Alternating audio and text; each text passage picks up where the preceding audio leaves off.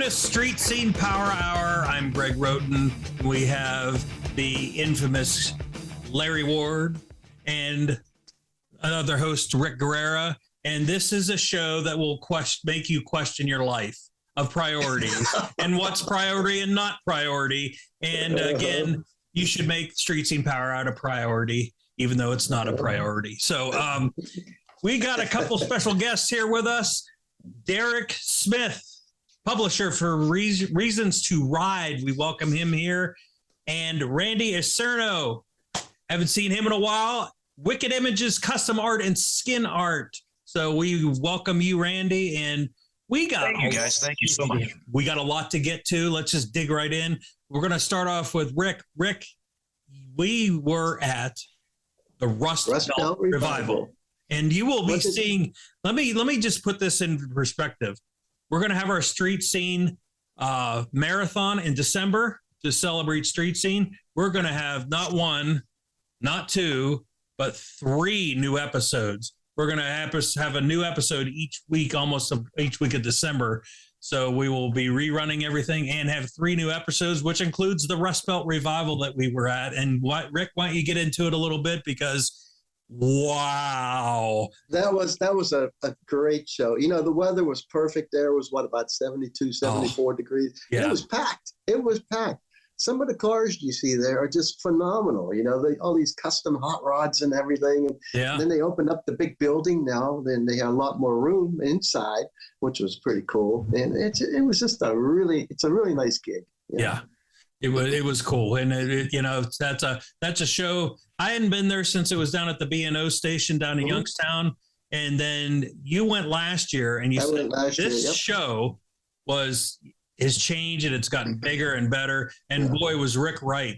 That is probably the best show in Youngstown in the Mahoning Valley because it's the coolest show in town. Coolest show in town. I don't know if you've been down there, Larry, the Rust Belt Revival, but that blew my mind.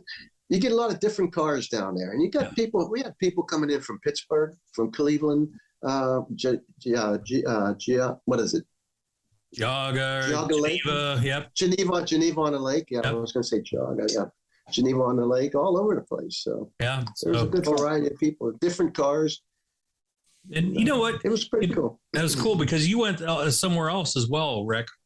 Oh yeah, talk about that. Before that, a couple days before that, I went to Hershey, Pennsylvania, for the fall meet, which is always excellent. That one started on Tuesday, but we got a bunch of guys from my car club. We got there Wednesday, Thursday, and Friday, and we put 22 miles on my feet. Not on the car. Seeing all the vendors and everything. Another car. Man. Oh, my feet were so sore. Oh, you have to get new tires on your feet. Then after that, was kind of. Oh my God! I had to get new feet. I'm not a young whippersnapper anymore. So, exactly. But it was the first day we got there was kind of drizzly and everything. The hurricane was still coming through. We were getting some fingers from it, some bands from it. Yeah. And my feet were soaked most of the day for that day. That didn't help out at all.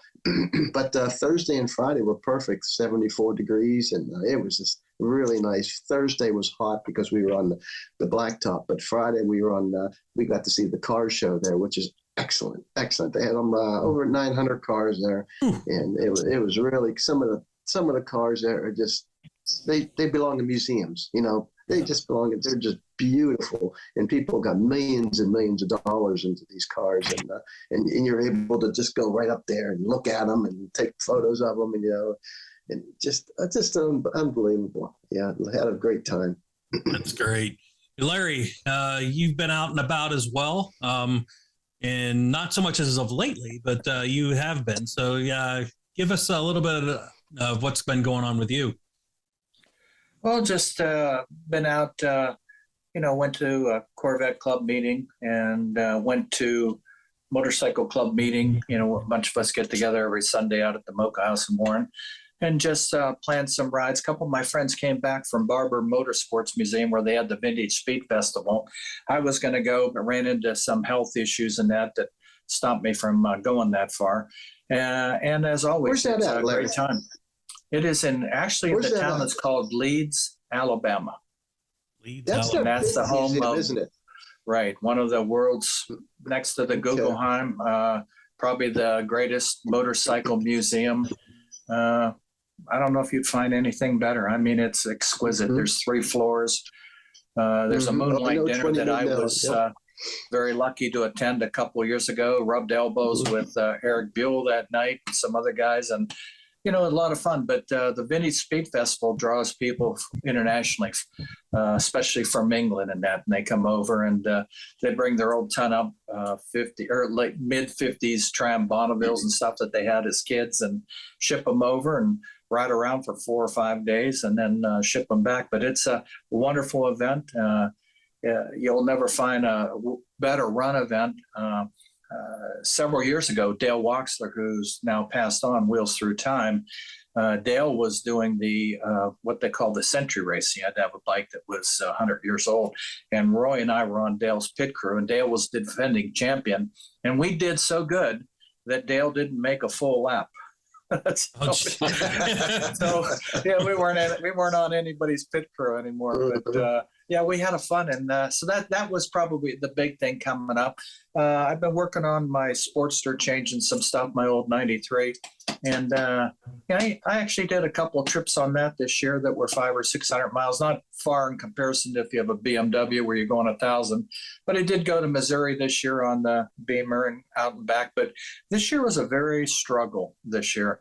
High heat, high humidity, and you had it days on end. So you had to get up at 6 in the morning and get off the road by 2, because I wear all the gear and you're going to be cooking. And then you learn a lot about hydration. You learn about how to also keep cool with all the gear on. So kind of looking forward to a better year, but I still got 1 or 2 more trips. I want to get up to the Allegheny Mountains, put a bag on the back of the bike and take off and go for a couple of days. And this is the time to do it. Everything's beautiful right now. Well, we're getting there. We're getting near the end of the leaves dropping. But the only other thing I'd like to point out is I cannot remember a year like this where we had high winds on multiple days. Even today, we still have it. Yesterday, we had it. And I'll tell you, I've ridden as an iron butt rider, 1,000, 1,500 miles in a day. And I can tell you the game changer is wind.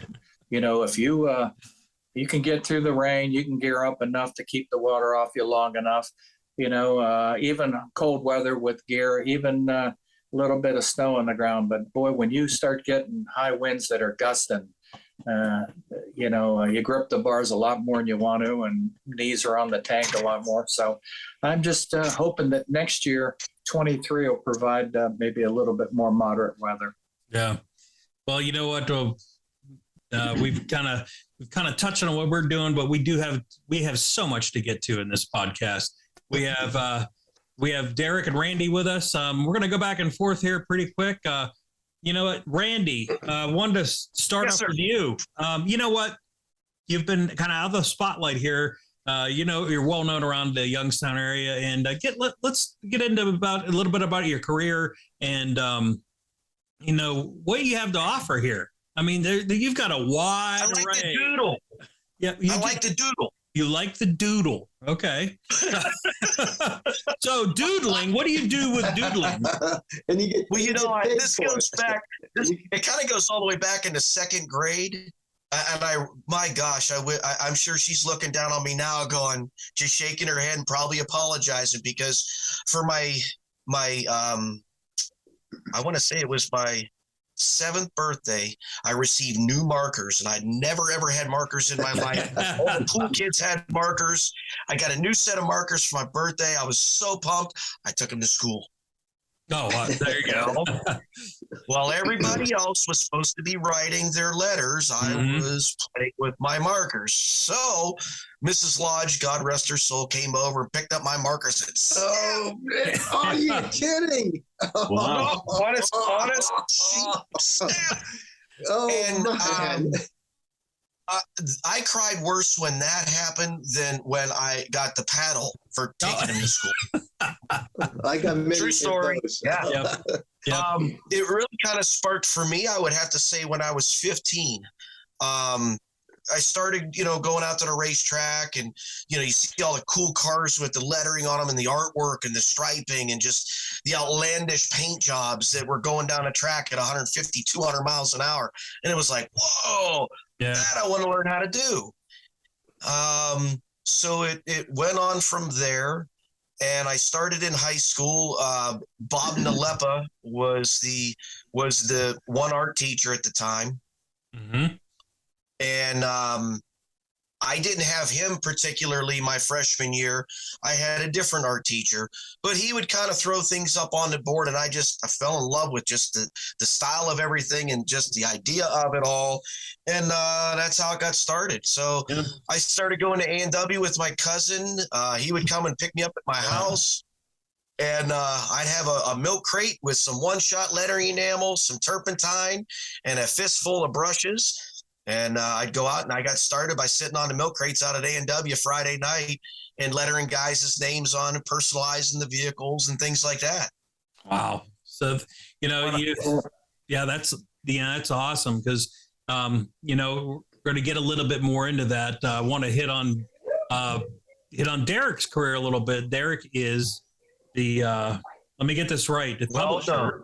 But, Larry, why don't you say it? Because as you well know, I screw up everything I even talk about or touch or anything. So, Larry, go ahead. Look at that. I'd like to welcome Derek Smith. He's the publisher of Reasons to Ride, formerly Thunder Roads, Ohio. Derek, welcome to our show. Thanks a lot. Glad to be here. Man, I'll tell you, I've known this cat for quite a while. If there's something happening, he's around. And let's talk a little bit about the magazine. First of all, how did you get started or get involved in getting into a magazine? Because that's a tough thing, especially now. Yeah, it's kind of funny. I came in it kind of uniquely. I was a promoter, an event promoter. I started working with restaurants, clubs, and music and such, and then started doing motorcycle events. And about 15, 18 years ago, I was working with Ohio Bike Week, and they had somebody approach them about maybe doing a motorcycle magazine to showcase Ohio Bike Week year round. And they asked them, hey, do you guys want to get involved in this? And they go, nah, we got a full play right now, but we know a guy. And at the time, I was hustling and running around doing different things.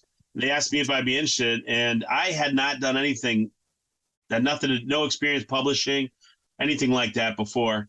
So, but it sounded like fun, and I liked the idea. So I spent about a year going around checking out all the motorcycle magazines I could find, talking to people, and then kind of came up with, hey, if I was doing this, what would I want to do? And we kind of came up, and I had no idea. So, and I think that's kind of been our advantages, that I'm from outside. So we took a different approach to things. So we worked with events, and we've been on like boots to the ground ever since we started. And within a couple of years, we were the largest one in the whole country. Wow. And yeah, Thunder Roads, Ohio was within 2 years the largest one in the country. We spent 6 years with 100-page plus editions every single month. We're the only one in the country like that. But we took a different approach to it. Rather than trying to, we went a little leaner on as far as costs and stuff like that. But we wanted people to be in there all the time. An expression I always use is like make them part of the fabric of the magazine. So we looked for partners, and we brought them in. We charged about a third less than anybody else in the business. But then we ran with about 3 times as many advertisers. So instead of trying to run a 40, 50-page magazine, we were running a 100-page magazine, but we were charging people a lot less. And then we were building the magazine around events. So we were out everywhere talking to people, putting the magazine in people's hands. And, it was pretty cool. And it worked. Within a couple of years, we were up around 200,000 plus people following us online and coming to events and so forth. This past year, and we've evolved, and I'll talk about that, but we had over 700 different show bikes in our bike series this year. And I think that's more than anybody else out there, which is pretty cool. And we just have a different approach, and it's worked for us. We do informal bike shows that focus on, the bikes themselves, the people behind it. And a good 2/3 of the people at a lot of our shows have never done a bike show before. They come out, they've been working on something, they've been tinkering on it. They have a bike that's been in the family. They got something different, and they've never considered it maybe a show bike before, but then they come out and then they connect with other folks. They have a great time, and it just works. So, we came into this kind of as promoters, event folks, got into the motorcycle and the magazine business, and it's worked out for us. Well, let me ask this. Because, since COVID, you've seen the decrease. If you go to Barnes and Noble and just look at the magazines, but in particular, I pay attention to motorcycling and car magazines. And, printed media has had a very tough time. But you, along with Chris Callan, have been able to, survive and actually build. So why don't you talk about some of the struggles or challenges that you faced and how you overcame them? Because, it's been pretty tough. I came from background of iHeartMedia and the media business and that. And we've seen the struggles of radio and then the transitioning into radio and social media, how strong that has become. And by the way, I want to congratulate you. I was on your website today, and it's chock full of information. It's well laid out, good flow. Everything's good. I appreciate that. We spent a lot of time on that. And one of the things is we've always been trying to evolve. How can we make things better? What are people looking for?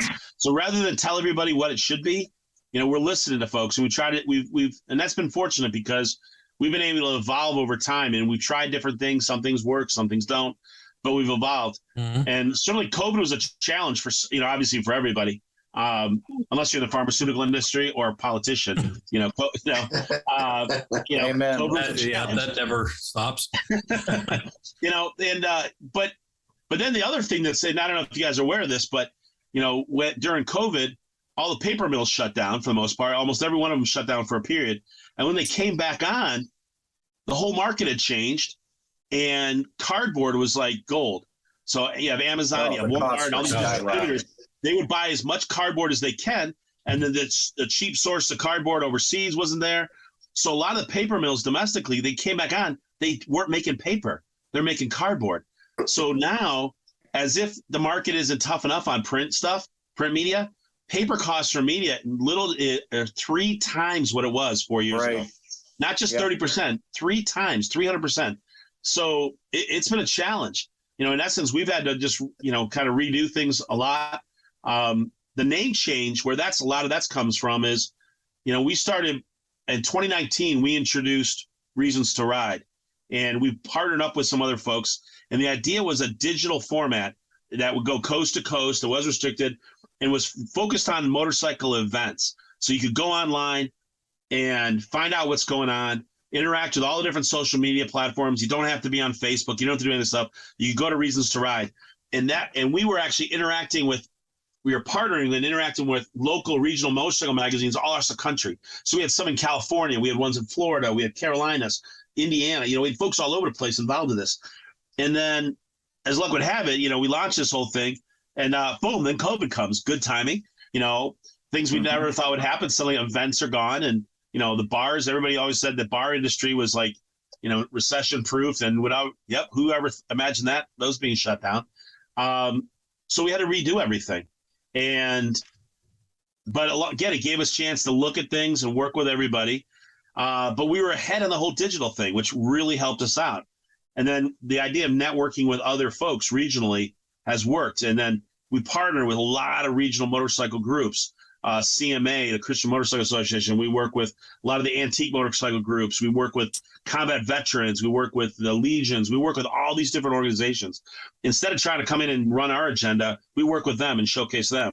And then along the way, the thing that's really kicked over is we now offer online registration and ticketing. So folks that have an event or a ride, and it can be, they don't have to reinvent the wheel. They don't have to sign and stuff. We can take care of all that for them. And it's all on the one site. And it really has, so our numbers are phenomenal. We just expanded into Michigan this year. And we're going into a couple other states, but we're just shy of 500,000 subscribers right now. Wow. And one of the things that I wanted to point out, Derek, is when you mentioned that you were listening to people and you weren't afraid to do different things. One of my friends, and of course yours too, is the vice president of the Motorcycle Sport Touring Association, Norm Kern.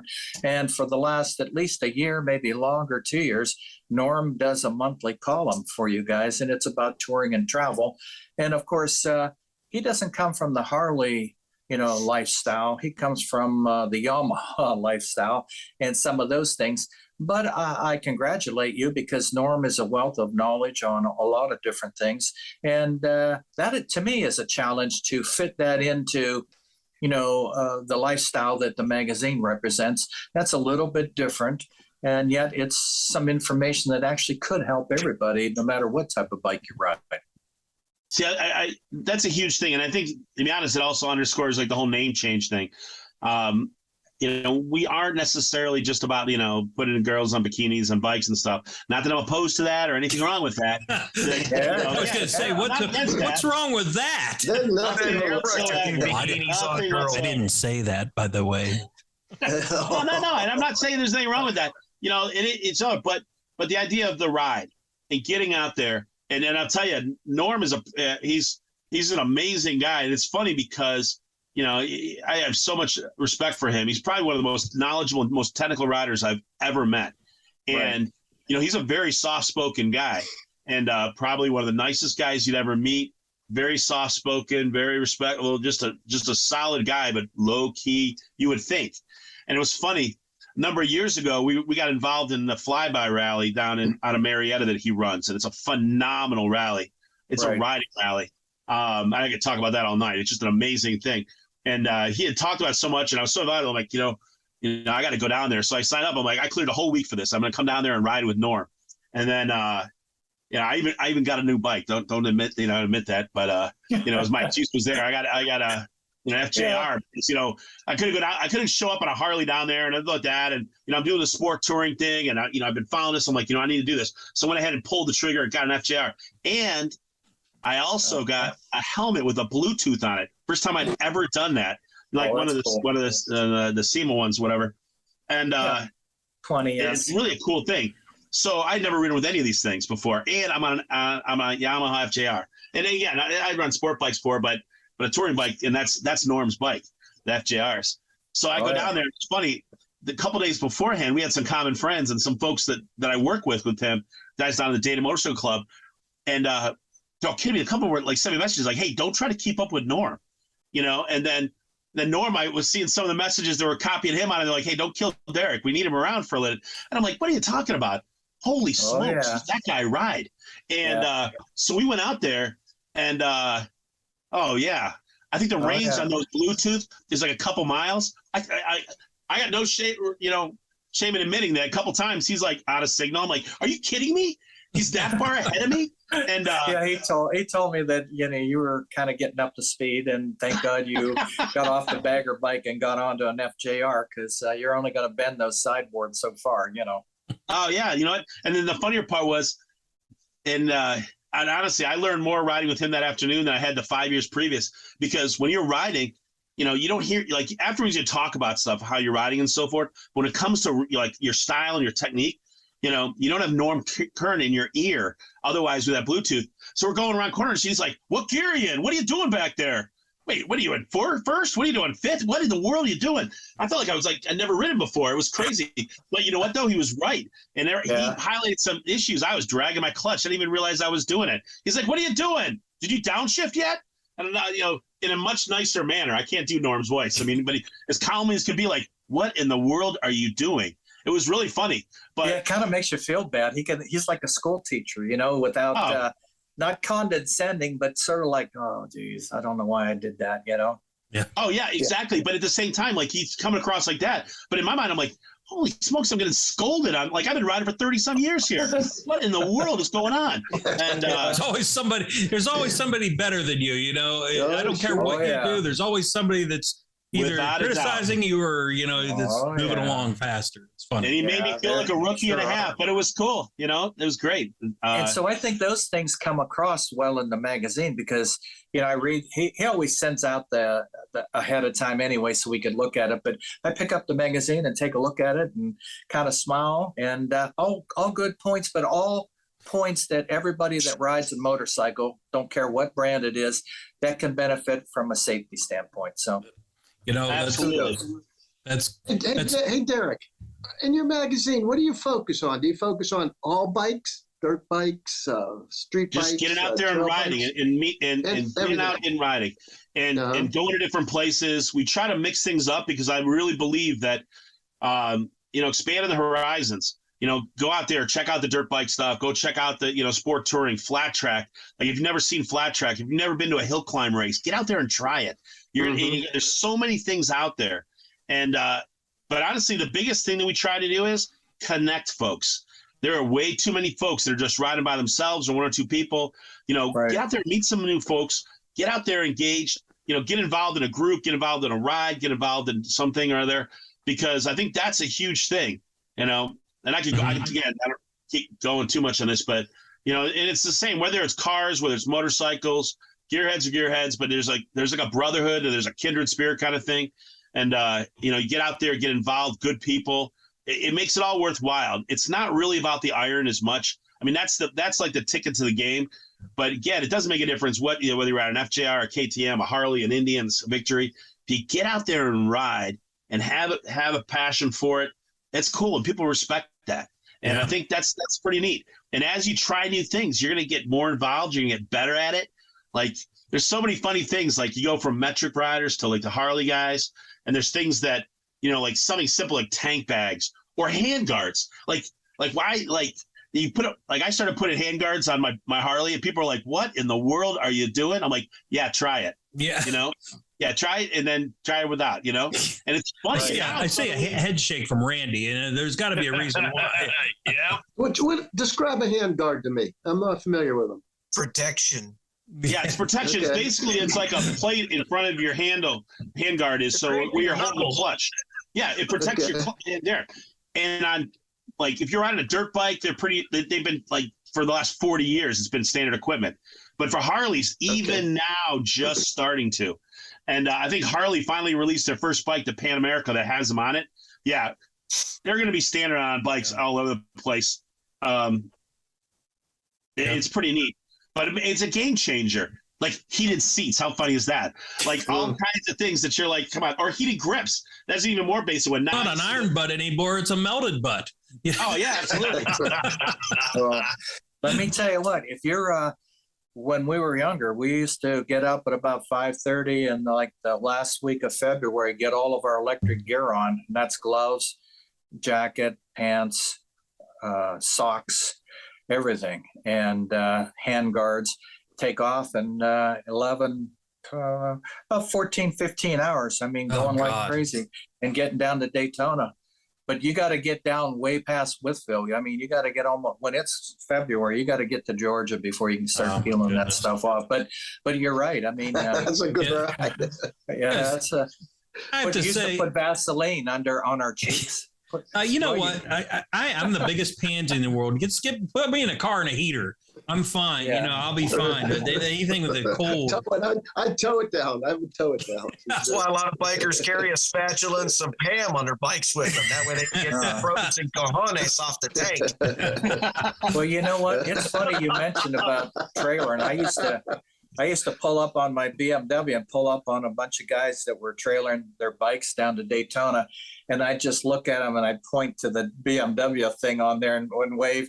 But you know what? I got to tell you, I'm 71 now, and I think I'm slow. And I don't know if I'm actually aging out of long distance travel, but I'm aging out of wanting to ride in the cold weather a lot anymore. I don't care if I got electric gear or not. I'm not kidding. That little trick of putting Vaseline underneath your eyes and anything that's exposed really helps, But I'll tell you what, I hate to say this, but I could see me trailering my bike if I'm going 1,000. Like Missouri wasn't bad. That was 1,000 miles almost one way. But the thing was, it wasn't cold. It was like 95, 98, high humidity. So it was bad in the opposite direction. But I really could see myself sitting in an air-conditioned truck pulling my bike, and somebody pulls up next to me on a bike and waves at me and points at their mark on their bike, and I just wave back and say, "Hey, dude, you're young, go have at it." Wave back, and you got the air conditioning. You just sit there, put your hands up, like, yeah, you know what transfers a little bit. We'll get back to you, Derek, in a second here, but it seems like Randy's got something that transfers to everything. Is paint artwork. I'm going to, for you our podcast listeners, you might have to watch the YouTube because I'm going to throw up a bike that Rick is going to recognize and probably Larry is going to recognize as well. And if I can figure it out, you've got to recognize this bike. Oh, yeah. Yeah. Well, guess who? Let me guess, Randy, who did the artwork on that one? That would have been this knucklehead. Yeah. They always ask about the sanity level. You do the same thing over and over again, expecting a different result. I've been painting for 30 years now. Since I was a kid, really in high school, and the amount of hours that went into that, I was like, oh, I'm going to just get through this tonight. And the more and more I added detail, the further and further I got into it. Well, this one seems to take awards at every show it goes to. And, it's a beauty. And I'm pretty sure thank you. Yeah. I think this one took an award as Street Scene Car Custom Bike Show as well. If I remember right now, my memory sucks. I'm going to, it's just going to say that right now, but listen, don't ask me for any comparison. I'm the guy that plays with paint all the time. You'll expect me to remember anything, do you? Well, it was funny. I was just saying, this, a lot of this segment, I'm just saying, well, I just painted, Randy's always down. If you want to go to a paint shop that has some fun, go down to United Sales here in North Lima, right across from Sheets on Market Street. I'm always stopping in there and BSing and getting paint and spending money. But, the best part of my day is usually going in and closing the garage door and painting a car hood or something, because I come out and I'm okay. But it's not okay up here after that because the paint gets to you, but it's sure fun. Wear a respirator now. It's not like it used to be.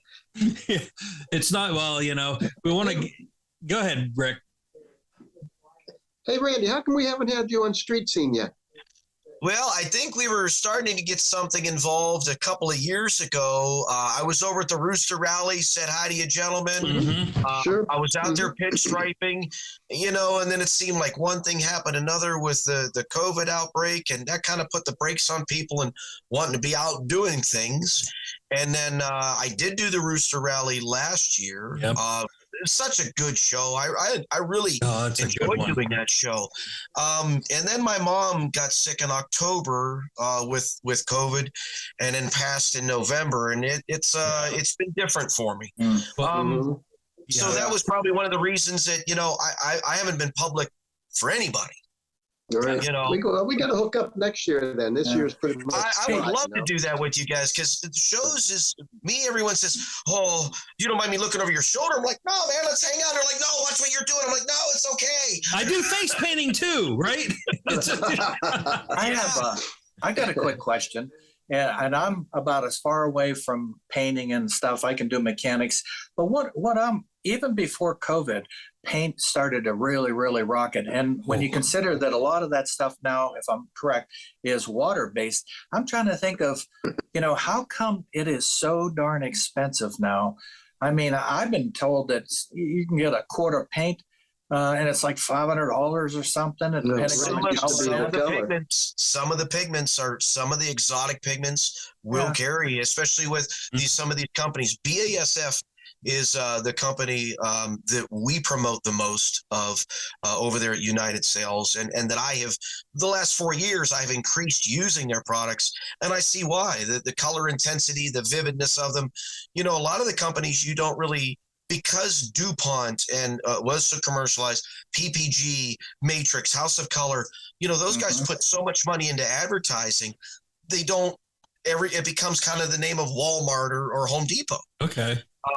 So with BASF and their products, they're phenomenal.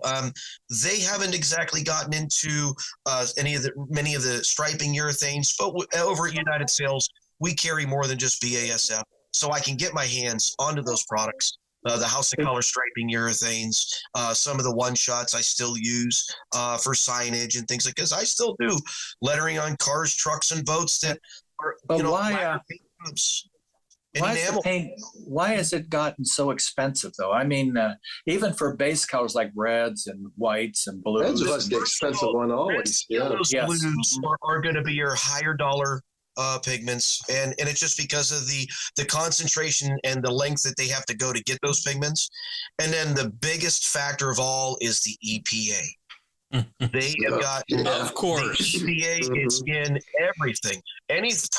All the way from the making of the cans that paint goes into to the label that the EPA has got their hands in everything. 3M, their prices that we've seen 4 price increases just in the past 10 months, just in 2022 alone. Wow. Unbelievable. Yeah. And so with that, I mean, and again, you see it at the gas pump, and that just, it snowballs into everything.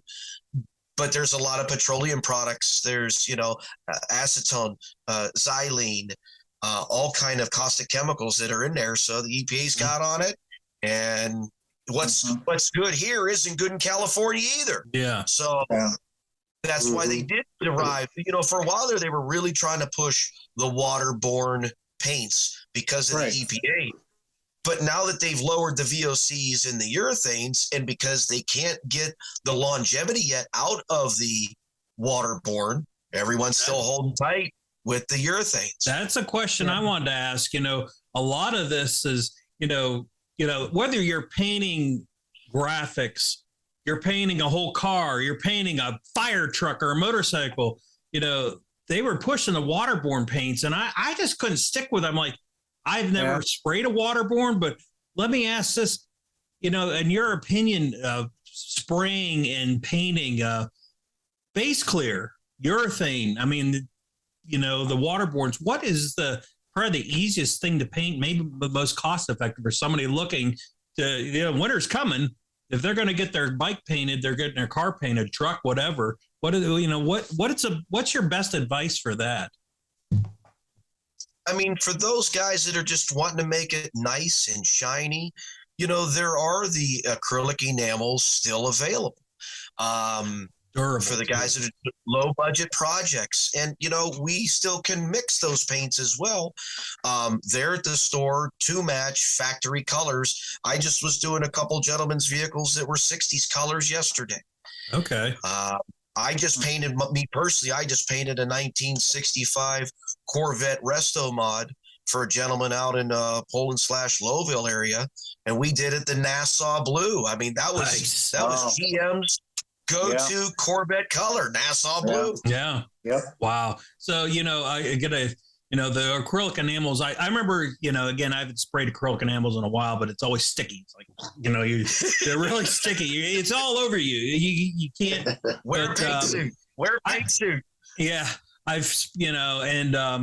Some of it, let me ask this question. As far as I know, when getting a paint, you can get a cheaper brand. You can get a cheaper type of paint. Always. But sure. It's the amount of pigments in the paint. Some of those use a lot of fillers in them.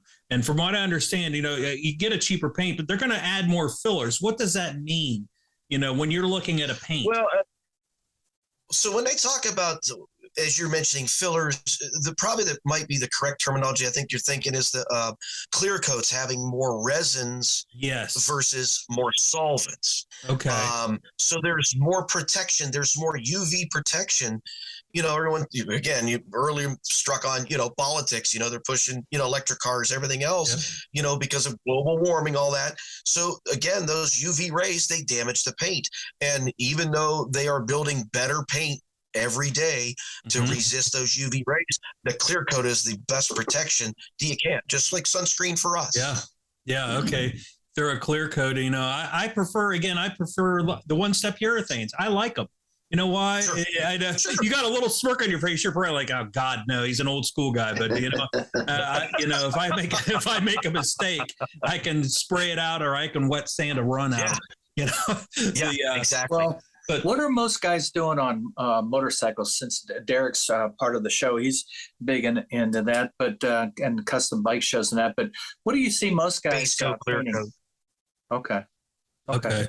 Base coat, clear coat. That's all that I played with the waterbornes. I have I use them from time to time still, And because there is a line of paint made by Createx, Wicked Colors, that I like to use from time to time, because I can pick up just a couple of ounces in it, maybe just in the particular vibrance that I need. And I don't have to spend 20 minutes, half hour, mixing it myself. It's already convenient in a bottle and on the shelf at $5, $6. Okay. As long as I've got that good clear coat protection. And we're talking gallons of clear now, $600 for a gallon of clear. God, Gallons. Wow. jeez. See? $250 for the hardener. Yeah. Now, what about, the old school stuff was like, remember and Greg would remember this, the candy apple, like candy apple red. Oh, yeah. Apple green. Yeah. Now that you don't hear, I don't hear a lot about that as much as I used to when I was younger. God, But it's still a because, beautiful color. Oh, is that God. because the cost is so prohibitive? There's still guys doing it in candy apples colors. Mm-hmm. Yeah. I still am laying them. Yeah. Now the difference in what you guys had laid and are used to with the candy apple, I'm now using either a silver or a gold base, Okay. and then laying a candy color over top, and then clear coating everything after that. It's gotta be a lot easier because again, I never sprayed a tri-coat, but it's gotta be a lot easier. It seems like the base clears are a lot easier. I sprayed base clear years ago, and man, what a pain. This time it's pretty, as far as me, dummy proof because the dummies right here. So they've gotten a lot better from what I've seen, even in the last couple of years. And here's the thing. What base coat has done in base coat clear coat systems have done is eliminating, if you get ever tiger striping when spraying metallics, that was a real big thing, or zebra striping they call it. Mm-hmm. That using these base coats nowadays, they've advanced them so well to where these colors still move while them solvents are evaporating off. And that's one of the other reasons that waterborne didn't take off that well either, especially in this part of the country all the way up through the East Coast, is because the key behind the waterborne paints is you've got to remove the moisture in order for them to heal. And once they are then cured and that moisture's been removed, now you can put your top coat on. Typical California designers, right? I always say that. Whoever designed some of these cars right in California, because they don't have coming out here dealing with rust and cold and moisture and salt and everything else that we have to deal with. Derek, what do you think? Go ahead. Yeah, I was going to ask Derek, what have you seen, on the motorcycles, how have they changed in design and stuff like that since you've been doing the magazine? I mean, all kinds of different stuff. As far as, the paint's fascinating. I mean, and I think I love hearing from some of the artists and such, and the styles, and especially when it comes to like the projects, how they develop the projects with the client, figuring out what they're doing, the whole concept thing. So, I think that's fascinating stuff. But, the trends as far as what's popular, like the big wheel baggers were just stealing the shows with, some of them, like we've had a couple of ones, the big ones this year that, they have paint jobs that literally, $50,000-$60,000 plus just in the paint. Some of them are no exaggeration. Some of the stuff that's out there, we got some guys there that are doing that. And then, the fabrication that, trying to keep up to there. There's a shop out of Columbus, Evil Iron, that puts out just masterpieces that, I think one of them is going in the Smithsonian this year. And they didn't won this History of Rock one that we had last year. I think I had a picture of it I sent you. That was at Ohio Bike Week. Unbelievable. And, it's funny because there's such detail in there. People are always like, oh, that's like one of those hydrographics things, or somehow it's printed. Oh, that's here. I got to share this. If you're listening to podcasts, throw on the YouTube broadcast on Armstrong Neighborhood Channel. You got to see this because I'm sure this is the one you're talking about. Right there. Oh my God. It's got, it looks printed. It looks like it's wrapped. Let's put it that way. It's that good. It was neat. There was a couple years ago when I think when hydrographics first started coming, there was a guy that was a painter down in Columbus that everybody was coming up and like, hey, this is one of those dip bikes or like that. He's like, no. God. So they had a guy that did a bike that was just covered with $100 bills. And so this guy was painting these all individually. So he made each bill different. Like he put somebody else's face on every bill. And it was amazing the amount of detail and time in it. And it was just coded. You could spend hours looking at the detail on the bike. And because he was just tired of hearing people go like, oh, this is one of those dip bikes, right? Like you just drop the things in there and it just magically appears. He's like, no, not exactly. But yeah, some of these ones, Spirit of America, this is one of these. This is an Evil Iron bike. But yeah, just amazing the detail on these. Wow, it is. How long would it take you to paint that, Randy? Oh my gosh. Yeah.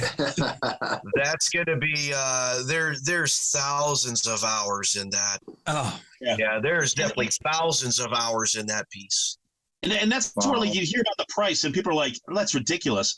But then when you think about it, it's totally unique and it's a craftsman working on it for that much time. I'd be and when you scared start to thinking ride about those things, yeah, I mean, yeah. I would be scared to death to even put a chip in that paint.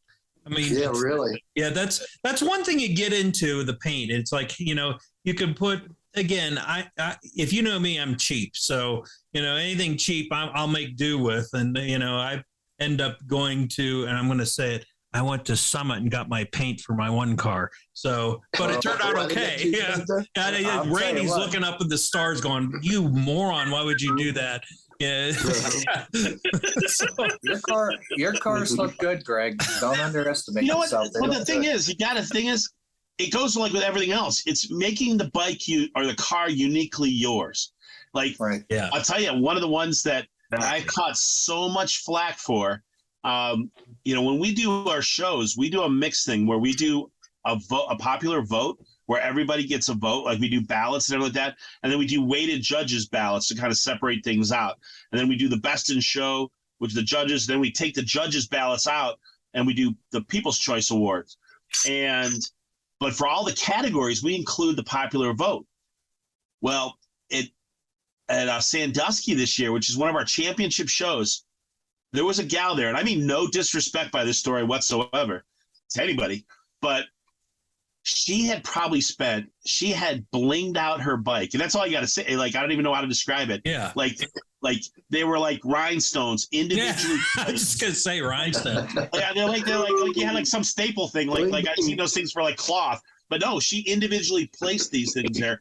And like the whole bike was covered with rhinestones, like just different colored, and then like a hard thing.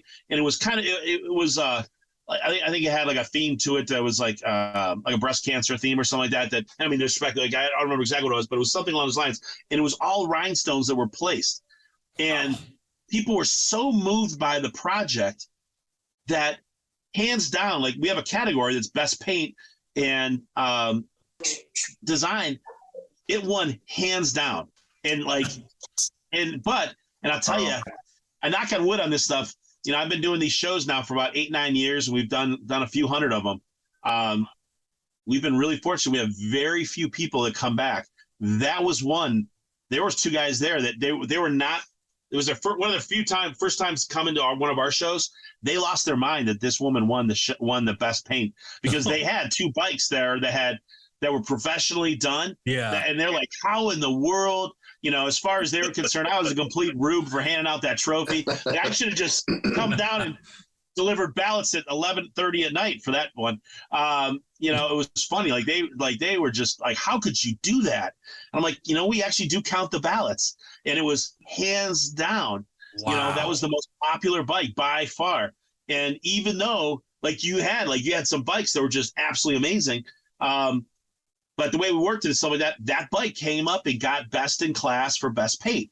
And that had to ruffle a lot of feathers. But you know what? It was unbelievable. Yeah. On the flip side, when do you see that? And it's probably why it took everybody by storm, I'm assuming. Is when do you see a bike that's rhinestone, and how much time did she put into that bike to do that? My question. And that's kind of the cool thing. Like, again, and the same with cars, you could do all kinds of like the hot rods, the rat rods, things like that. One of my other favorite stories to tell is out in Geneva. We had a guy that did a custom bike there years ago that was all rough metal. There wasn't a spot of chrome on the bike, and it had this really cool patina to it, like the color. It was amazing. But there wasn't a spot of chrome on the entire bike, and it was a really cool thing. And it won best in show, and everybody was raving about it. And there was a guy, Josh Krager, that was there.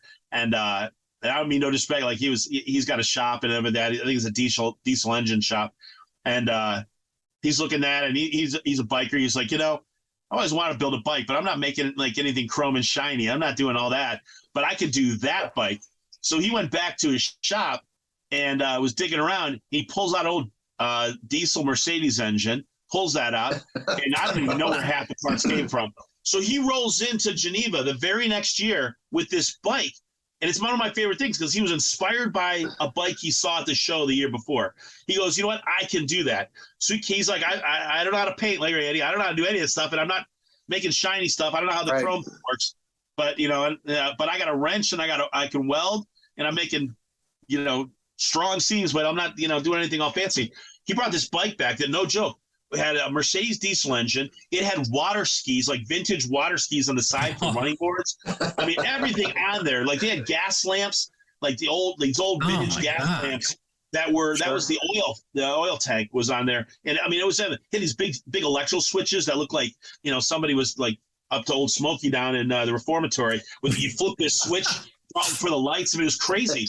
But it was called, he called it I Spy because the bike had so much on it. You could look, you could like, what is that? Wait, what's that over there? And this I Spy something unique on this bike. And he took that bike first time in Geneva, won best of show. And then he took it all around the country, and every show was in. People were just amazed by it. But it was cool. People were looking at it going, wow, like I could do something like that. Or like, It's not really because it took hundreds and hundreds of hours and, some dedication to it. But people walked away going, wow, that's totally a game changer. Like, how cool is that? Yeah. Yeah. That's, we probably got about 9 minutes here left here. I'm going to hit a question to both Derek and Randy that Rick and Corey's dad, I should say, right? Corey's dad, Larry. Corey's dad. They know what's coming. Randy, dream car, dream bike, what you always wanted. What would you pick? I'm going to have to go with dream car. Okay. And what would that be? Oh, I stumped him. I knew I could do it. Stumped 30. I still love the 30s. I love the 40s. I love the 50s, but I got to say my heart's still with a 51 Chevy. Oh, yeah. Yep. That's just a classic all around design. And they started, that's when they still had round fenders, but they were starting to box them up a little bit. Mm-hmm. And because then after that, then I like the little guys with big motors, and that would be like a Nash Neapolitan. Yeah. And Derek, I'm going to hit you with the same question now that you've had exactly 30 seconds to think about it. So you got an advantage over what Randy had. All right, now you can't tell anybody this. This isn't being recorded or anything, right? No, it's not. Go ahead. Just say what's on your mind. We don't care. All right, it's okay. You know I don't want anybody telling me I'm going with four wheels on this one, but I'll tell you, I had a chance a few years ago, a 67 Ford Fairlane, a 500 Ford Fairlane, and it was one of the coolest cars I've ever seen. And it was funny. The guy that I was going out to, that I was going to get it from, he really wanted to sell it. His wife was going to him, that type of thing. And he literally, like, I was going to meet him on it. He's like, there's a chance it might rain later on today. I'm not sure we should take it out. And I'm like, you know what? I'm going to dry it off. It's all good. I don't care. And then he's like, yeah. And as soon as he said that, I'm like, there's no way he's selling it. No. But I tell you, unbelievable car. I would say that 67 Fairlane 500 in it. Like, totally unique, a beast, and you don't see them very often, and just a cool car with the big angles on it, the angles of the vent, the front end of it, just a cool car. Yeah, and we promised, Derek, we won't tell anybody else of what us five know right now. Our secret. Huh? Yeah, don't say that stuff. I won't tell it. You don't. Just a few friends here. Come on now. Oops. Yeah, I meant to say, an old vintage Indian. I'd say, yeah. I don't want to test. Rick, you remember we went up to Quaker Steak and Lube for the bike show. And I fell in love. It was a 50, the Indian. It was a red Indian. That one was sitting out front there. I 59, that did me in right there. That was a beauty. I just fell in love. It was what was it? The 59? I think it was a 59 or 49, maybe. I think it was a 49 Indian. Oh my God. I just sat there. I must have drooled all over the seat on that thing because It was in red and white, like a cream color. It was red and white. I'll tell you, if it's the same bike, we had it out in Geneva. There's only so many of those around in the area. I know. And it was out at Quaker Steak. This was probably 5 years ago. Same fella. The original owner of that, the guy that had that for years, as fascinating as the bike is, the owner of it and his son brought it out to Geneva this year. If it's the same bike, was actually a survivor, a World War II vet, a survivor from the Indianapolis. He was the original owner of that bike. Oh my God! And he passed it on to his son. And I saw it a few years ago in Geneva, and I had a chance to talk to the original owner. And he started talking to him, just nonchalant. And then I ran into him, and but it's cool, the history of the bikes, the people, everything on that. But yeah, that's an amazing bike. Oh yeah, and you know what?